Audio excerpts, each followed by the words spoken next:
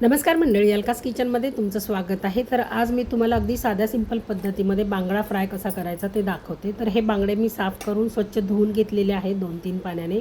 आता त्याच्यामध्ये आपल्याला अर्धा चमचा हळद घालायची आहे, चवीनुसार मीठ घालायचं आहे, बाकीचेही मसाले घालायचे आहेत त्याच्यामध्ये, धना पावडर, गरम मसाला आणि आपलं लाल तिखट तुमच्याकडे जे अवेलेबल असेल ते घाला। मी कांदा लसूण मसाला घातलेला आहे आणि 1 चमचा हिरवं वाटण, हिरव्या वाटणामध्ये कोथिंबीर, मिरची, आलं आणि लसूण भरपूर घातलेलं आहे, ते घेतलेलं आहे मी 1 चमचा। आणि हे लिंबाच्या 2 फोडी घेतलेल्या आहेत, बारक्या बारक्या आहेत म्हणून मी 2 फोडी घेतलेल्या आहेत। ते लिंबू पिळून घ्यायचं त्याच्यामध्ये।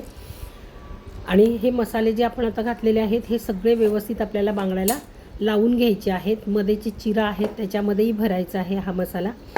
आणि हा मसाला व्यवस्थित सगळीकडे लावून घेतल्याच्यानंतर आपल्याला हा बांगडा म्हणजे मसाला लावून झाल्याच्यानंतर 10-15 मिनटं तरी आपल्याला मुरत ठेवायचा आहे। त्याच्यानंतर आपण तवा ठेवायचा आहे गॅसवरती। तवा गरम झाला की तव्यामध्ये तेल घालायचं आहे। तेल मी 1 पळीच घातलेलं आहे, कमी तेलामध्येच मी फ्राय करणार आहे। आणि त्याच्यानंतर मग आपण एक एक बांगडा असं तव्यामध्ये सोडायचा आहे फ्राय करण्यासाठी। आणि मध्यम आचेवरती हे आपल्याला बांगडे फ्राय करून घ्यायचे आहेत। एक साईड आपली भाजून झाली की पलटी करून घ्यायची आणि दोन्ही साईडने व्यवस्थित बांगडा हा आपल्याला भाजून घ्यायचा आहे। तर मस्त अशा पद्धतीने बांगडा फ्राय करून बघा, खूप छान होतो अगदी साध्या सिंपल पद्धतीमध्ये।